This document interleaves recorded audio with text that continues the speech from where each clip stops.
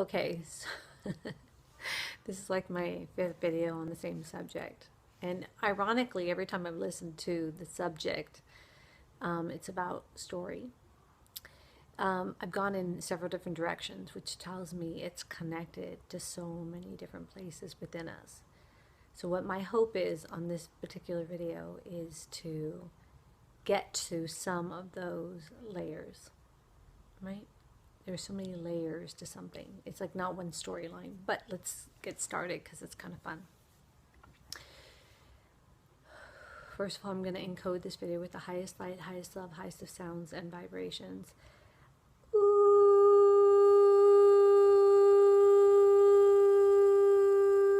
so that this ride is clean. So, something came to my awareness today.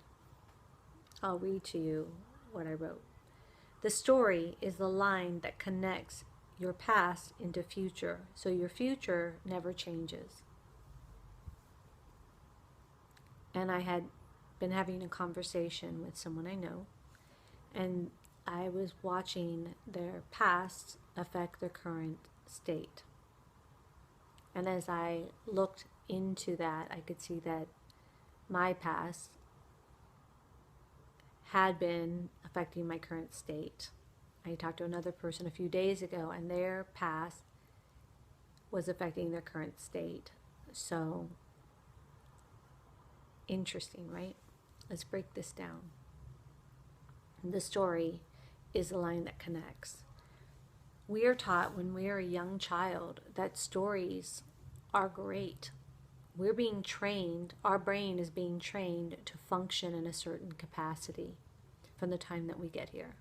So we come here and we're light beings, right? And we have come to not be part of a system that clearly isn't working. It's being run by an entire huge ego, right? So how could an ego that does not know love know how to change something? You have to come from love, to be the love, to transform something into love. So we come here, light beings from heaven, or from other galaxies. I'm forced to be a little funnier because I don't want myself or you to take me too seriously. Because at the same time, we can have fun. It's just information, for God's sake. So I will be adding in comedy. Okay.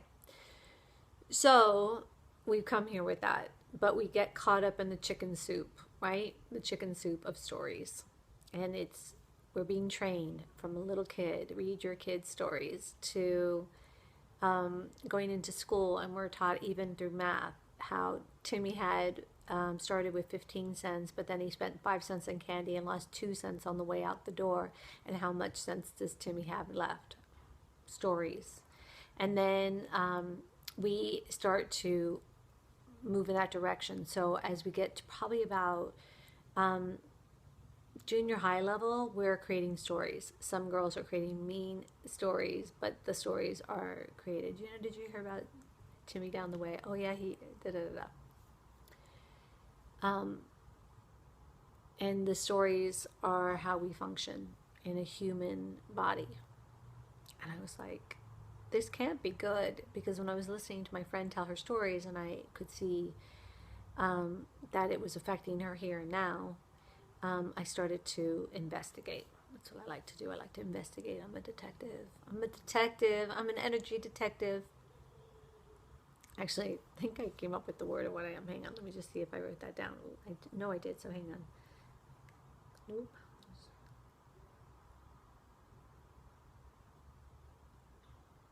No. Oh, monkeys. I wrote it somewhere. I think it's on the phone I'm recording on. Anyways, I am sidetracking. Let's pull it all in. I guess after the fifth take, this is what happens. So the stories occur, and the stories connect us also to our inner child, because our inner child experiences the stories first. And so the inner child has been trained also. So everyone's trained on storytelling. Everyone's trained on the stories. Now, the stories connect with the now moment, and the now moment is what actually is creating your future. So you can see how the stories from the past and the now moment have a link in. And the future, which hasn't happened yet, is here, right? Has a reverberation. Oh, reverberation of that energy. So what do? Stop telling stories. If you can do that, great, but your brain's already been trained, right? You're trained like a little monkey. So you could be like, I'm going to stop my brain training. I'm going to retrain my brain 21 days to something else. Great. Or you can understand the functionality of how it's functioning and input in any story that you want to create. Somehow, in this storyland that we're told that we can only create specific stories of true things that actually happened. And things that are happening to us are creating the stories. But what if you were in a land, a dimension, with an ego that does not know love? The stories that you would be creating would not be filled with love. So the past, holy crap, why am I in this dimension? To your present, could right. I actually like my storytelling this way. It makes me super excited. Okay, so what do we do next? What do we do if we can't? So we know the function. Start telling yourself stories. So Tony Robbins would say, live as if you're already in that story. Who would have thought a Tony Robbins tape I listened to back 20 something years ago? Be part of the theory of quantum mechanics right now. Who would have guessed it? I love it. So now we go, oh my gosh, thank you, Tony Robbins. The past, my story, to this present moment. And I can make up any story is what I'm trying to say to you. You can make up any story. Listen to the stories you're telling yourself and you're saying that it's true. But it's only true in a dimensional reality system in which a huge ego does not know itself, and you're tapped into a collective consciousness, and that you come in as a light. So you're a light in a collective consciousness that doesn't know or want to see love because it doesn't remember itself as love. And you're like, hey, I'm love. It's like, kill that love. You know, what egos do I have on the planet that want to go and demolish that love? Oh, I've got a mother. Great, send her. That child of yours is evil. You get my point. So, what story, if any story, are you telling yourself in this present moment that is keeping you from an amazing future? You see, you are the manifester. You are the magic key holder. And the past was there to sabotage you, guaranteed. You don't come into a strategic system, a dimension that's not known love and not known itself, and not be guaranteed that someone in your family, someone, the neighbors, the kid at school is not part of the collective consciousness that also does not know itself as love. And their hurt and pain is coming to create hurt and pain in you. They saw you coming a mile away. They were just looking for the person that would do the deed. Much like what we are like, right? Where we're walking through the, this dimension as light and love, and we feel called to do the deed, right? So like you'll help someone, or you'll do something, you'll give a helping hand, you'll, give someone food, or pick someone's coffee up, or the list goes on, and you really feel called to do it. Same calling, different calling system. And that is why stories up until this point have created our future. So we are part of the collective consciousness of creation, which is why they had to ensure that we were, had some really painful stories from the get-go. Cool. All right. So that's the past. What is the now? The now is this. You came from a wondrous world of love. You were intended to bring that love here now. And remember the stories of your true past, which is when you were in heaven or when you were on a beautiful planetary system that understood respect for respect, love and love. And they knew that they were loved. That's the most important thing, that they knew that they were loved by the mother and father of all creation. What? Word up to the mother and father of creation. Anyways, I hope this helps. You just have something to consider.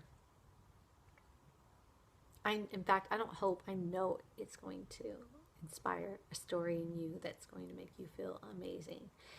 And I'm going to put up some of the other efforts that I made to explain this on a mechanical level to let you see construct, because I feel construct is an important piece to identify as well, because you might be a construct person as opposed to a funny person, which is how I explain this one. So I want to make sure that you have all things included in on this journey called the story.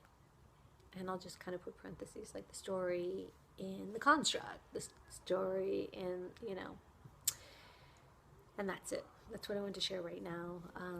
Thanks for learning and growing and remembering with me. That's what we're doing, right? We're remembering, which is growing our awareness. And we're remembering we're relearning how we want to participate in this dimension together. That's pretty cool. Anyways, ciao. It says, place one hand on your heart and one on your belly. And then you can repeat after me if you want to and rewind it. But this is what it says. It says, God, who loves me unconditionally, guide me now. I acknowledge the gratitude in my heart, genuine and fierce. And I acknowledge the hunger for the unfolding in my belly, the urging forward towards some unknown, indescribable, sacred,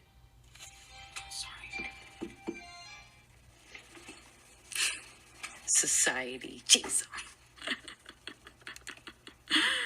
I acknowledge the hunger for the divine unfolding in my belly, the urging forward towards some unknown, indescribable, sacred satiety. Guide me to the holy table where the true feast awaits. I am no longer satisfied by stale crumbs or the remnants of another's feast. I want to feast with the Holy One, the Great One, to know directly and for myself that I am deserving. With your mercy, grace, and wisdom, guide me there. I cast my soul. Well, I don't know about the cast situation. I don't like that word. It's a very serious word.